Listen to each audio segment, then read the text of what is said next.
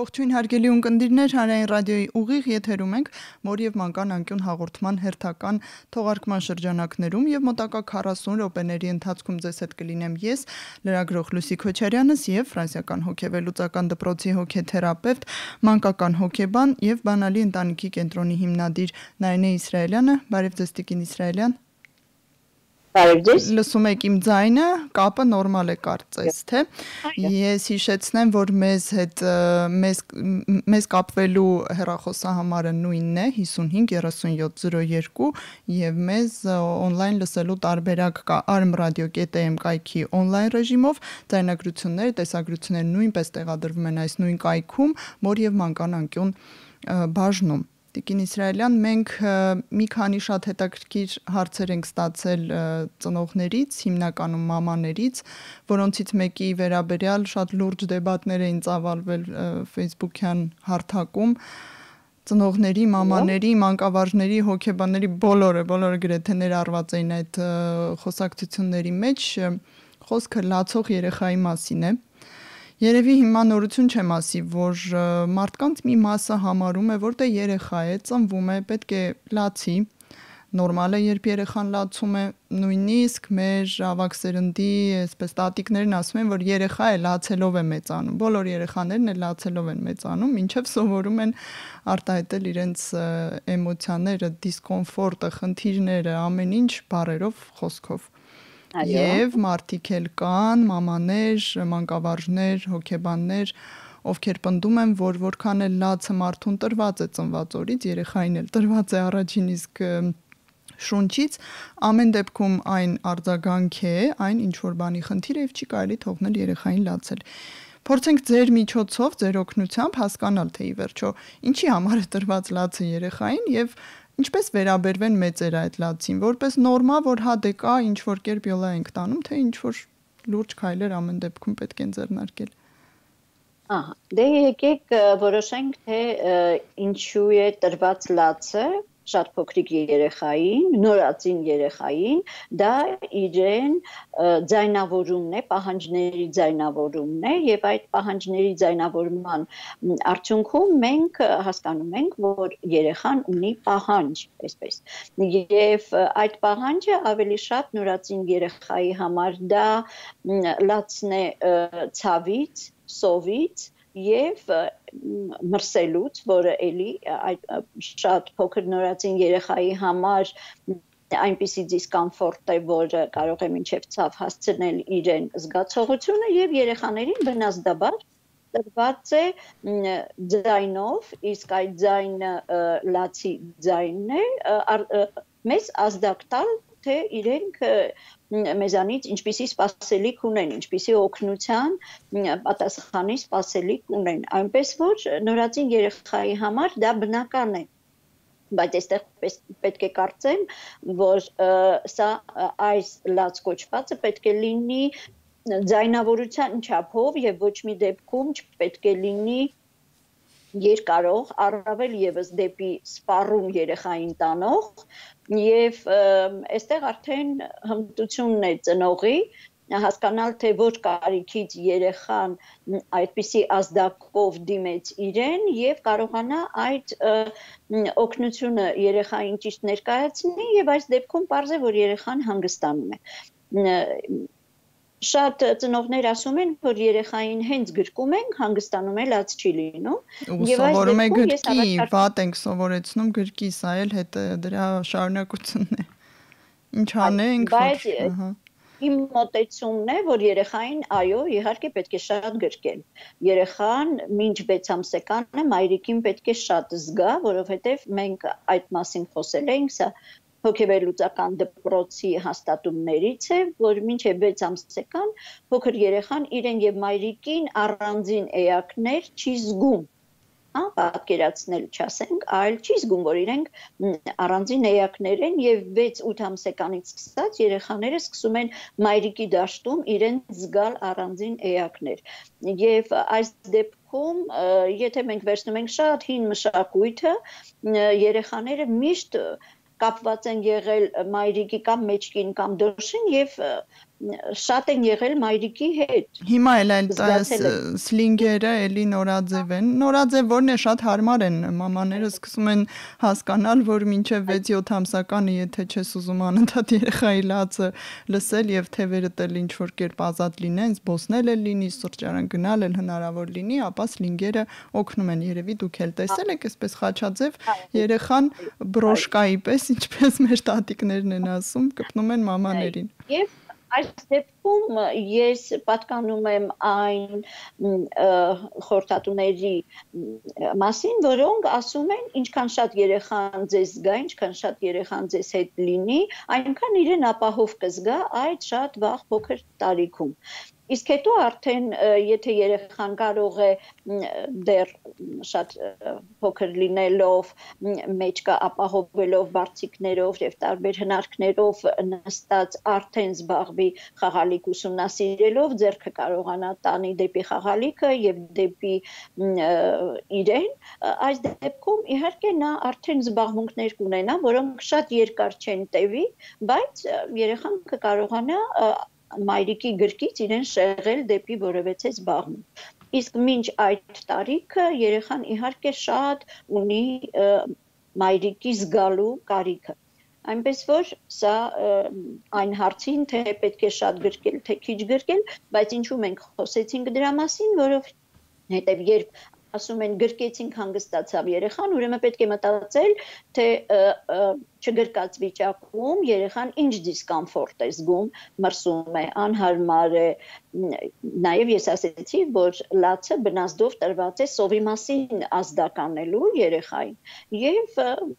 այս իրեն կարիքները, եթե ճիշտ ենք հոգում, երեխայի լացը չի երկարում։ Իհարկե մենք սա խոսում ենք այն չափանիշների մասին, որոնք առողջ երեխային են վերաբերվում, իսկ մենք ունենք հիմա շատ հաճախ այսպիսի սա էլի չենք խոսում անառողջության մասին, այլ վիճակի մասին, որը թթվածնային քաղցի վիճակն է, որը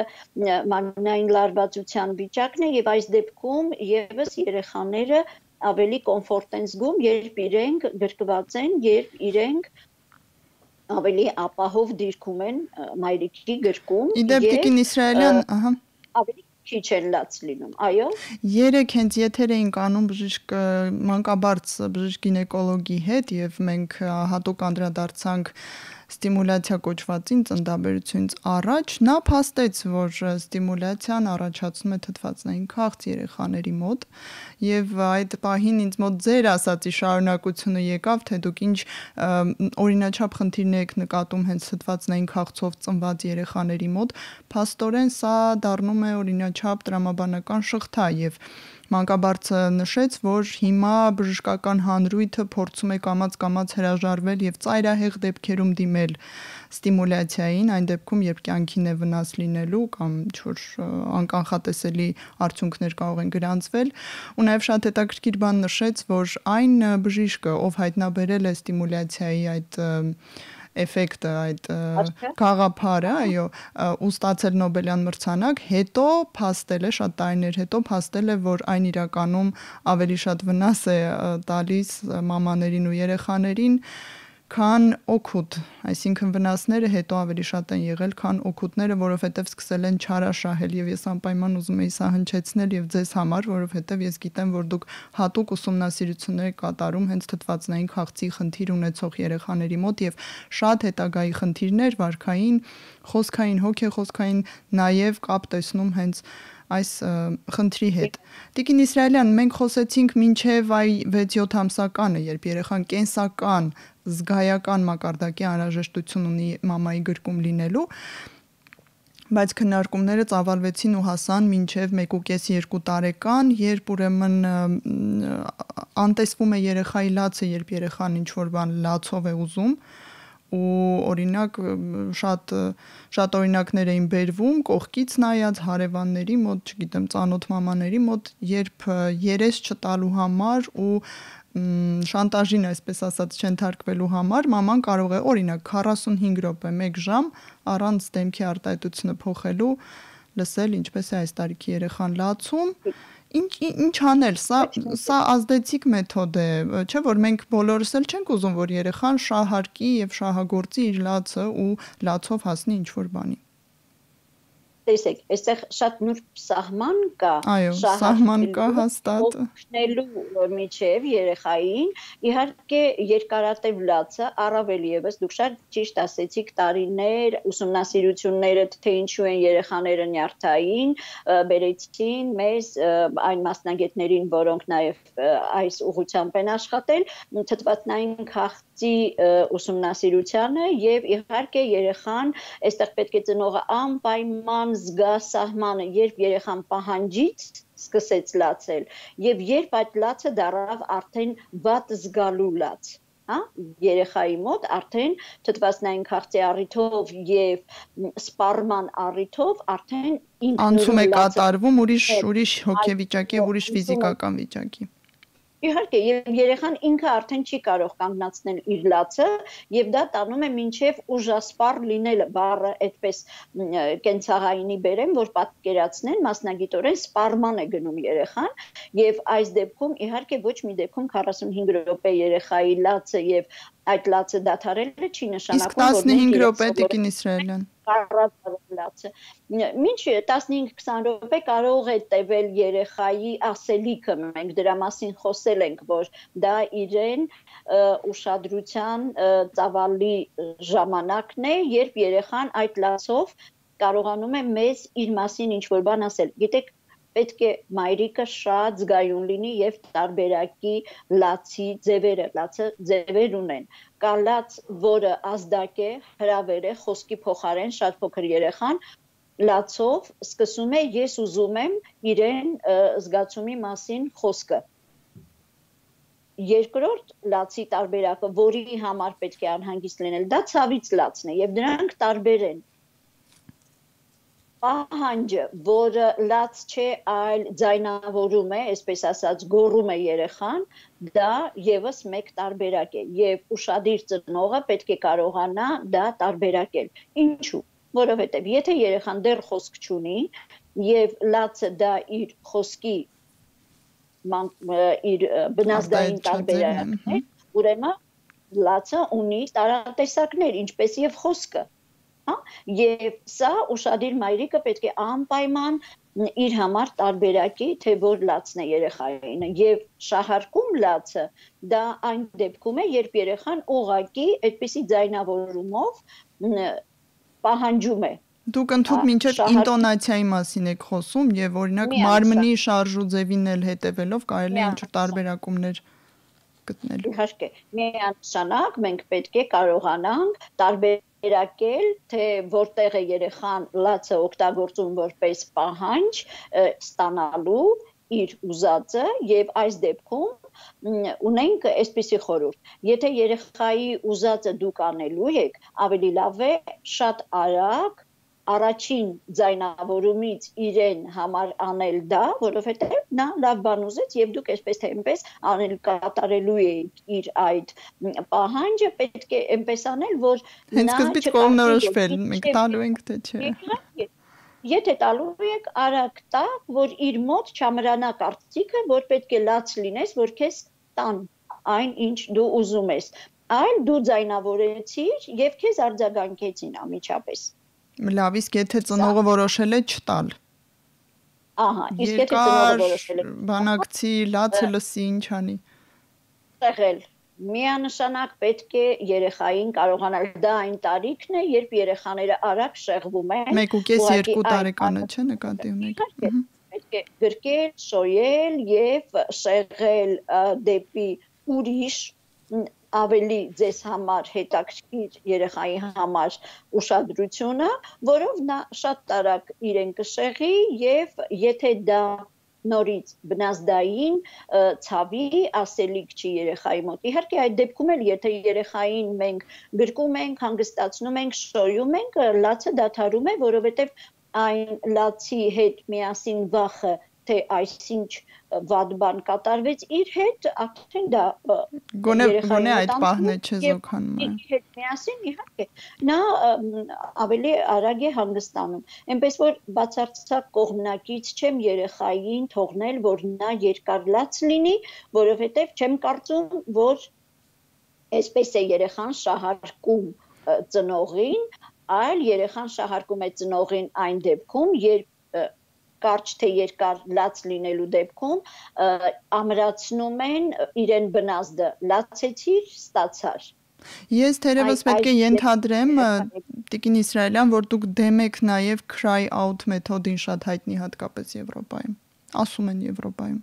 Լսել եք այդ մեթոդի մասին, cry out նշանակում է լացել մինչև վերջ։ Լացել մինչև, այսինքն սпасել մինչև երեխան կվերջացնի լացի եւ այս մեթոդով շատ հաճախ քնեցնում են երեխային։ Այսինքն ինքնուրույն քնեցնելու մեթոդ են ավելի շատ որպես գործածում ու նորածինների մոտ, այսինքն մինչև այն տարիքը, երբ երեխան արդեն սկսում է ինքնուրույն քայլել եւ տեղաշարժվել, մինչև այդ տարիքը այս մեթոդով ու առանձին են քնեցնում բացարձակայլ սենյակում, չգիտեմ, սա էլ շատ քննարկվում է։ Դրան իհարկե, որովհետև կա այսպիսի բնազդով երեխայի մոտ վախային զգացողություն, երբ վատ է զգում իրեն, նաև չունի օգնող եւ նաև մնում է մենակ, այդ իր մի քանի դիսկոմֆորտները գումարվում են իրար եւ երեխայի մոտ առաջանում է այսպես կոչված անելանելի վիճակ եւ սպառվելով Բայց քնում են վերջում Տիկին Իսրայելյան։ Որովհետև սպառվում են, անպայման քնում են, որովհետև սպառվում են։ Իսկ եթե մեթոդը հետո սկսում է աշխատել, այսինքն երեխայի մոտ ռեֆլեքս է ստեղծվում, երբ իրեն դրեցին այդտեղ, նա հիշում է, որ լացելու դեպքում ոչ մի մեծահասակ այդպես էլ իրեն չի մոտենում, հույսը կտրում է եւ միանգամից է քնում։ Սա փաստում են բոլոր այս մեթոդը կիրառողները։ Տեսեք, դուք շատ լավ նախադասությունը ասեցիք, հույսը կտրում է։ Ես չեմ սիրում, որ երեխան հույսը կտրում է։ Եվ իհարկե, տեսեք, սա ինչ է նշանակում, հույսը կտրում է, որ իրեն կօգնեն, որ իրեն կքնեցնեն եւ նա ինքնուրույն պետք է քնի։ Որ այստեղ ինքնուրույնության խնդիրը չէ։ Եթե մենք հիշենք հնուց եկող օրորոցայինները, գեղեցիկ երաժշտությունը, երեխայի հետ զրուցելը, որ հետո նա հաճույքով քնի եւ այդ արարողությունը, որը կլինի դրական էմոցիոնալ շփում երեխայի համար, նա նաև լավ երազ կտեսնի, հանգիստ կքնի գիշերը, այնպես որ ես կողմնակից եմ նրան, որ քնիչ առաջ երեխան պետք է ստանա դրական այնպիսի շփման մի սահման, մի չափ, որը ամբողջ գիշեր իրեն կհերիքի որպես ոչ թե հուսահատ ստիպված վերջում քնել, այլ հաճույքով գնաց երեխա։ Եվ այստեղ խնդիրը կայանում է նրանում, թե ինչքան ենք մենք ազատ այդ 15-20 րոպեն, կես ժամը քնելուց առաջ երեխայի հետ վայելել, մայրիկը եւ երեխան ինչքան են պատրաստ այդ ժամանակը համարել իրենց համար ավելի ջերմ շփման ժամանակ, որից հետո երեխան բավարարված այն հաճույքից, որ ինքն ու մայրիկը իրար շատ են սիրում, շատ ավելի հեշտ կքնի։ Սա ոչ միայն իմ ցանկությունն է, այլ սա ապացույցներ են, որոնք կարծում եմ ասում են նրա մասին, որ մայրիկը եթե այդ քնելուց առաջ կես ժամը դրական հաճույքով շփման երեխայի հետ կարողանում է ինքը առաջարկելով երեխային եւ հենց դրա մասին է ուզում խոսել հաջորդ հաստատումը, եթե դուք արդեն ճանաչում եք, որ ձեր բալիկը այսինչ իր ուզածը ստանում է լացով եւ միևնույն է դուք դա իրեն համար անելու եք, դուք ինքներդ որոշեք դա անել։ Եվ հիմա նորից գանք քնելուն։ Եթե դուք գիտեք, որ երեխան երկար դժվար է քնելու, լացելով է քնելու, ուրեմն պետք է իր հետ ձևավորեք այնպիսի հաճելի, դրական, մոտ կես ժամ քնելուց առաջ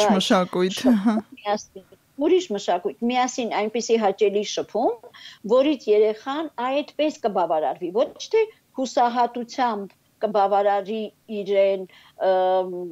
պահանջը քնելու, այլ հաճույքով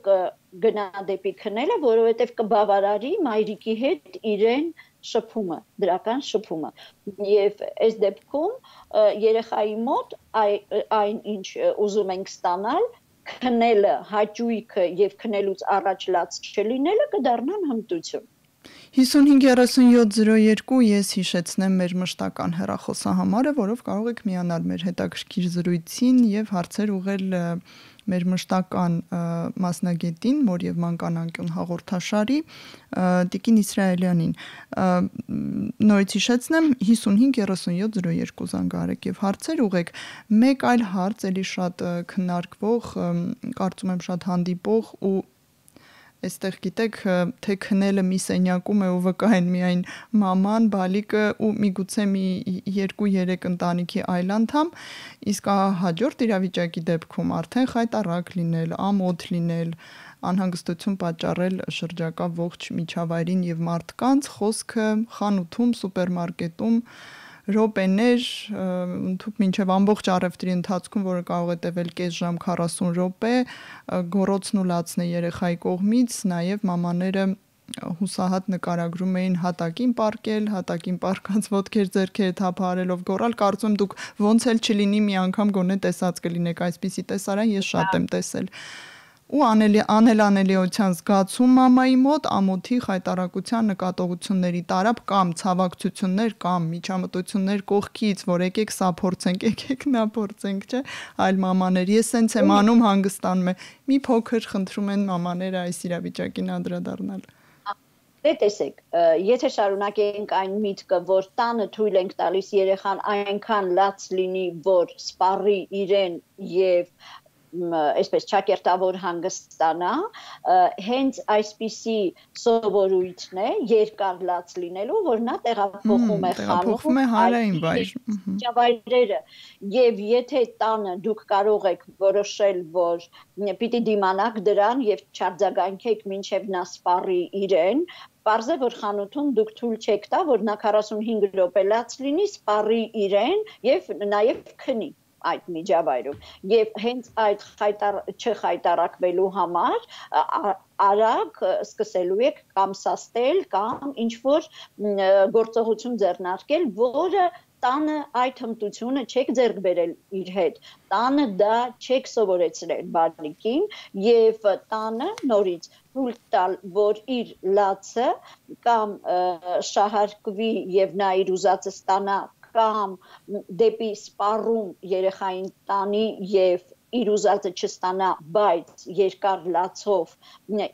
ինքը իրեն հանգստացնի, դա խանութում եւ այգում չեք կարող անել։ Եվ այստեղ ստացվում է, որ դուք ուղղակի նրան չեք սովորեցրել, թե ինչ չափի պետք է լաց լինի, ազդակ տա ձեզ հետ իրեն կարիքը կիսելու եւ պարզ է մեխանիզմը մշակված չէ, սա անդաստիարակություն է Տիկին Իսրայելյան։ Այո, անպայման տանը պետք է երեխայի հետ սովորել մինչև 1.5, մինչև 2 արդեն խոսք ունեցող երեխաներին ավելի հեշտ, խոսք չունեցող եւս շարունակելով պետք է երեխայի հետ աշխատել, լացը բերել շատ այսպես կիրառական երեխան լացեց, հասկացանք ինչ պահանջ ունի, այդ պահանջը բավարարեցինք, եթե դա պահանջ է, կենսական պահանջ է, երեխան լացեց, եթե իր ուզելիքը արդեն իրային է, եթե իր ուզելիքը իհարկե այդ տարիքում շատ քիչ է իր ուզելիքը, այնպիսի կիրառական, որ երեխան օգտագործում է որպես շահարկում իր այդ տարիքի շահարկումը ամենաշատը պետք է լինի մայրիկին եմ ուզում կամ ինձ գրկեք որ տարիքի մասին է այս պահին խոսքը 2 տարեկան 1.5-2 տարեկան դե խանութում նաև ինչ որ առարկա ուզել որը հարմար չի գնել այդ բան եւ այլն դա հետո է արդեն դա ավելի մեծ տարիքում 2.5-3 տարեկանից սկսած երեխաների մոտ այդ ինչը կոչում ենք շահարկում, լացը բերում է շահարկման, որովհետև նա 2.5 տարեկանից սկսած արդեն պատկերացնում է, որ դուրսը մայրիկը խայտարակվեց, այդ բառերով եմ ասում, Դա որովհետև այդպես էլ հենց հնչում է, բոլորն են այդպես ասում։ Մայրիկը իրեն զգում է, իսկ տանը եղավ անպայման կամ տատիկ, կամ պապա, կամ պապիկ, որևէ մեծահասակ, որը երեխան լաց չլինելու համար ասում են եկեք բավարարենք իրեն, դա արդեն ավելի մեծ տարիքի խնդիր է եւ շահարկումը այստեղ է սկսվում։ Դրա համար պետք է իմ հոգեբերլուծական տարիքից եկող չափանիշը մայրիկներին անպայման փոխանցեմ մինչ 1.5-2 տարեկանը երեխայի մոտ շահարկում չի լացը, այլ նա ուղղակի այդ լացը տիրապետել, այդ լացը կանգնեցնել ինքնուրույն չգիտի։ Տիկին Իսրայելյան, լավ, անգամ իր ուզած գրկելը եւ խաղալիք տալը դա շեղում է, դա հենց բուն իր ուզած անելը չէ, դա մենք երեխային շեղում ենք իր լացից, այնպես որ ինչպես շեղել երեխային լացից, այսա ուրիշ հմտություն է եւ կարելի է սրա մասին խոսել ավելի շատ ես կառաջարկեի ոչ թե թողնել երեխան երկար լաց լինի, թե անմիջապես բավարարել երեխային, այսպես չպետք է վերլուծենք խնդիրը մինչև 1.5-2 տարեկանը, այլ ինչպես երեխային սովորեցնել իր պահանջ լացը կառավարել շեղելով։ Տիկին Իսրայելյան, մի շատ կարևոր հարց այս խնդրահարույց իրավիճակի վերաբերյալ, այ մենք զրուցեցինք մամա երեխա հենց ներքին կապի եւ այդ լացին արձագանքելու մշակույթի վերաբերյալ շատ մանրակրկիտ, շատ հետաքրքիր էր եւ շատ կիրառելի, որ կարևորն է։ Հիմա ուզում եմ իրավիճակի դրսից մի քիչ քննարկենք եւ հասկանանք, օրինակ օտար մարդիկ կողքից երբ տեսնում են ահա այդպիսի իրավիճակ, երեխան խանութում է կամ հարային այլ վայրում է, պարկած գետին գորոց ճվոց րոպեներ շարունակ մաման չի կարողանում ոչ վերցնել եւ բռնություն էլ չի կիրառում, սովորաբար դե հարային վայրերում ավելի հազվադեպ են ծեծին կամ խփելուն դիմում, մի խոսքով անելանելի իրավիճակ է։ Պետք է արդյոք միջամտել մամա-բալիկ հարաբերություններին։ Կարելի է արդյոք մոտենալ եւ ասել, այ հələ սենց փորձեք, այսպես փորձեք, կամ հենց երեխայի հետ կապի մեջ մտնել, օրինակ, շատ հաճախ մոտենում են եւ հենց երեխային են ասում, չես էլ ամաչում, մամայիդ խայտարակ ես անում, խանութում, հարային վայրում, բոլորի աչքի առաջ, դու չես սիրում մամային կամ էլ առես կոնֆետը եւ լրիր, չէ, օտար մարդիկ օրինակ, այս դեպքում սա շատ կրկնվող իրավիճակ է, ինչ կարելի անել, որ գրագետ լինի։ Երեխան արդեն իրեն վատ է զգում, սկսեց լաց լինել, հետո սկսում է տեսնել, որ ինքը վատ բան է անում, զգալ, որ ինքը վատ բան է անում եւ ավելի է շարունակում լաց լինել։ Եվ եթե այդ ժամանակ իրեն հաստատել իր այդ կարծիքի մեջ, որ իհարկե դու վատն ես, սիրելի չես եւ վատ բան ես անում, նա պետք է շարունակի լաց լինել, որովհետեւ նա լաց է լինում, որովհետեւ իրեն վատ է զգում։ Այնպես որ այդպիսի սաստումները թե մայրիկի կողմից, թե անծանոթ մարդկանց կողմից, ուրիշների կողմից լուծում չեն տալիս երեխային, դրական լուծում չեն տալիս, որովհետև եթե նա կարողանա, ասի առանց այդ ես ինձ վատ եմ զգում, ես հասկանում եմ, որ ես վատ բան եմ անում, բայց ես չեմ կարողանում դա չանել, իսկ եթե դուք ինձ եւս հաստատում եք, թե ես ինչքան վատն եմ, ուրեմն ես շարունակում եմ այդ վատ բանը անել։ Այնպես որ իր բառերով ասած, պետք է իրեն այդ պահին օգնել, որ նա լավ բան անի, շեղել դեպի լավը, շեղել դեպի սիրելի ես, լավն ես եւ արի այս լավ բանը անենք, բայց այստեղ զգուշենք շահարկման վերաբերյալ։ Եվ նորից կրկնում եմ, եթե երեխայի ուզած կաշառելու, այսինքն պահով եք ասում, երբ ուզածն են տալիս կամ։ Եթե դուք գիտեք, որ երեխայի ուզածը անելու եք, միշտ սպասեք, որ նա լաց լինի, պահանջի, հետո նոր դա անեք։ Եթե միևնույնն է անելու եք, եթե դա այնպիսի բան է, որ կարելի է անել, կարող եք ինքներդ իրեն առաջարկել դա անելը։ Եվ այստեղ սա դժվար է, եթե չեք կարողանում պատկերացնել, որ սա հմտություն է, որը սովորում ենք երեխայի հետ տանը։ Տիկին Իսրայելյան, լավ է, որ հենց սկզբից օրինակ մշակվի։ միանշանակ, որ հենց այն ճիշտ տարիքից մաման նախապես իմանա, որ այ մենք շուտով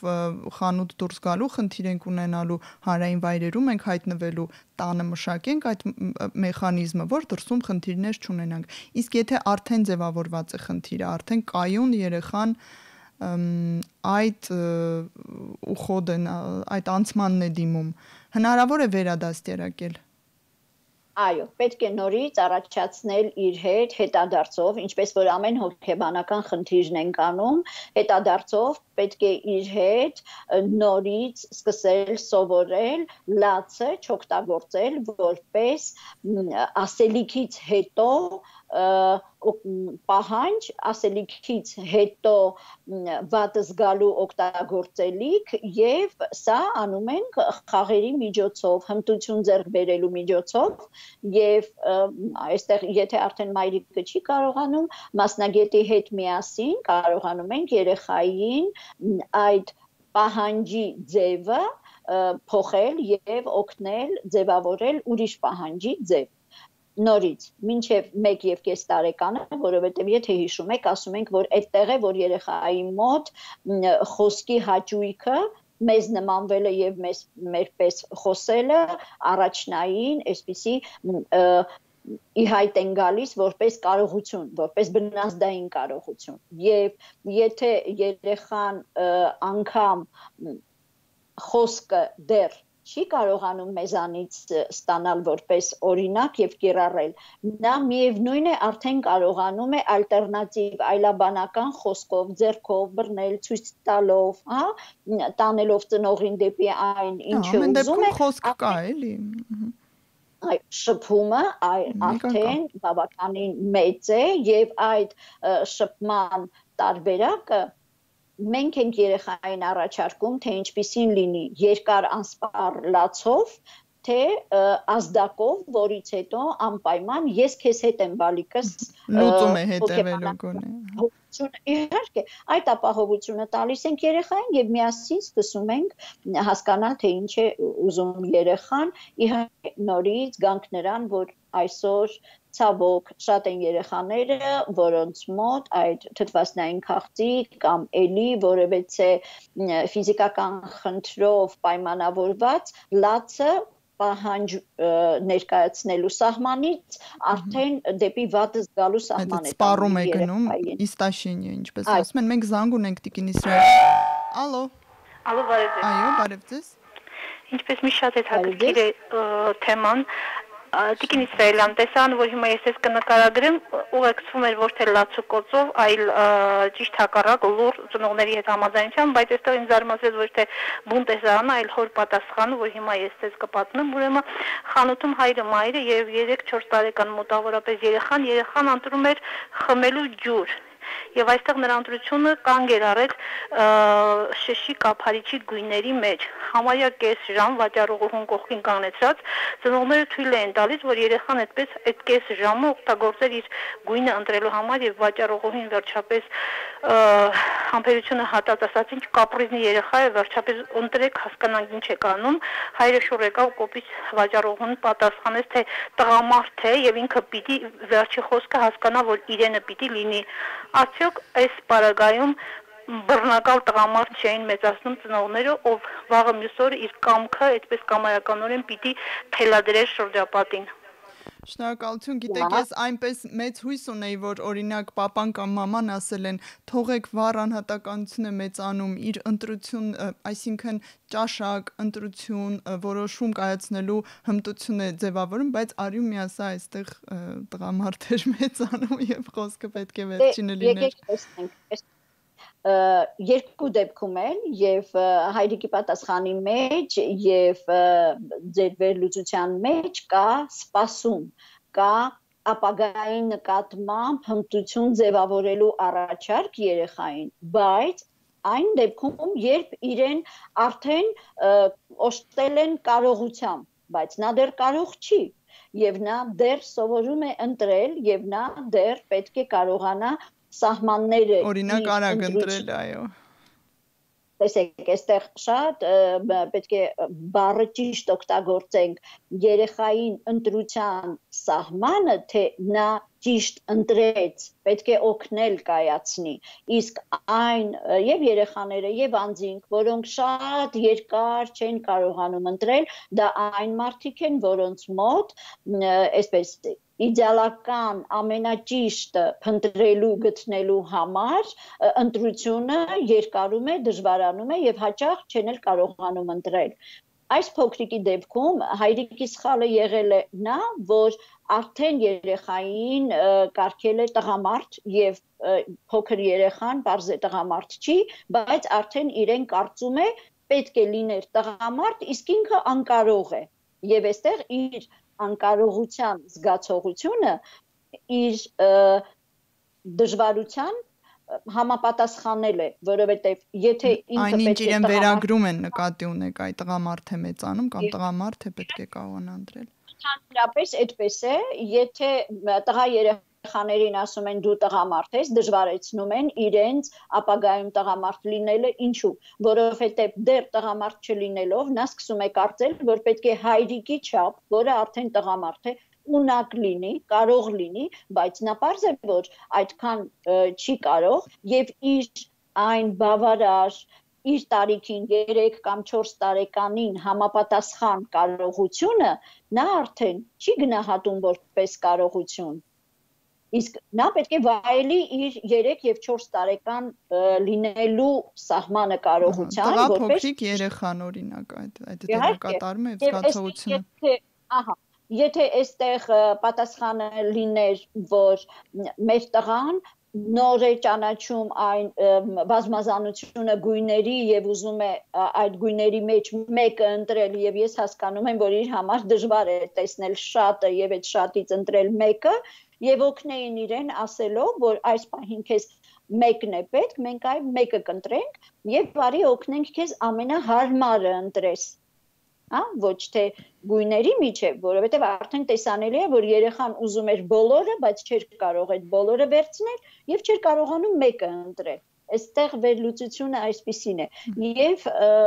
դա նորից գալիս է իրեն կարծիքից, որ ամենայի կարծիքից, որը հենց հայրիկի հնչեցրած խոսքում երևաց։ Մենք եւս մեկ զանգ ունենք, Նա ապագա տղամարդ է, բայց տղամարդը լինի որոշող։ Ես կողմ եմ, որ տղամարդը որոշող լինի, բայց երեխա ժամանակ նա պետք է սովորելով գա նրան, որ իր որոշումները ոչ թե պետք է լինեն իդեալական, այլ ճիշտ որոշումներ, լավ որոշումներ, հարմար որոշումներ, ինչպես նաև էլի եւս մեկ ցուցանիշ, զանգը փորձենք ընդունել, ալո։ Այո, լսում ենք դուք եթե։ Բարև ձեզ, ես շատ կխնդրեի հարգելի հոգեբանին անպայման ծավալուն ձևով հանդես գար իգնոր անտարբերություն երեխայի հանդեպ լռությամբ, ինչպես որ ուզում են պատժել երեխային, այսինքն ծնողը լռությամբ, իր լռությամբ ուզում են պատժել երեխային, ինչպես վարվել այդ դեպքում ծնողի հետ արդեն, ոչ թե երեխայի։ Լավ, շնորհակալություն, մենք սկզբում խոսեցինք լացի նկատմամբ լռության խնդիրներից, բայց իհարկե ավելի մեծ տարիքում կա խնդիր, երբ մաման կամ պապան նեղանում եւ լռում են, օրինակ կարող են օրեր շարունակ չշփվել երեխայի հետ, դեմոնստրատիվ, որ իրենք լուռ են մնալու, որովհետեւ երեխան իրեն վատ է պահել։ Չի կարելի։ Սա էլ չի կարելի։ Ոչ մի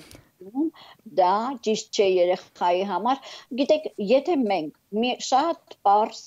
բանաձև, հոգեբանական բանաձև մեզ համար ընդունենք որպես բնության կանոն, երեխան հենց այդ առիթով է երեխա, որ նա իրավունք ունի չիմանալ, չկարողանալ եւ մեզ հետ միասին նա հենց այդ իր երեխա տարիքը օգտագործում է մեր կողմից իրեն տրվող հմտություններով, կարողություններով դառնալ կարող, ձևավորել իրեն կարողությունը եւ բոլոր այն ժամերը, բոլոր այն հարաբերությունները, որտեղ մենք իրեն չենք օգնում կարողանալ, նեղանում ենք, անտեսում ենք, այդ իգնոր ասածը, ինքնուրույնի ենք թողնում, այդ բոլոր ժամերը այս առումով կորստի ժամեր են, որովհետեւ երեխայի համար իր այդ փոքր երեխան մենք արդեն ասել ենք մինչև 6 տարեկան, ու դեռ այդ չափանիշներն ենք օգտագործում 6-ից մինչև դեռահասությունը մեծ երեխան, դա այն տարիքն է, երբ երեխային ինչ սովորեցնենք, այդ արդյունքն էլ վայելելու ենք։ Այնպես որ ինչ ցանենք, այն կհնձենք այս տարիքը։ Իհարկե, դա միայն պատասխան երեխային դարձնում է անկարող։ Այնպես որ իմ խորհուրդն է մայրիկներին շատ շփվել երեխայի հետ, շատ խոսել երեխայի հետ, շատ ներդրում անել երեխայի Եվ այդպիսով մտածել ապագայի մասին։ Շնորհակալություն Տիկին Իսրայելյան, ժամանակն ավարտվեց, հարգելի ունկնդիրներ, ձեզ հետ Լուսի Քոչարյանն էր եւ զրուցեցինք մանկական հոգեբան Նարինե Իսրայելյանի հետ, կհանդիպենք հաջորդ շաբաթ, տեսություն։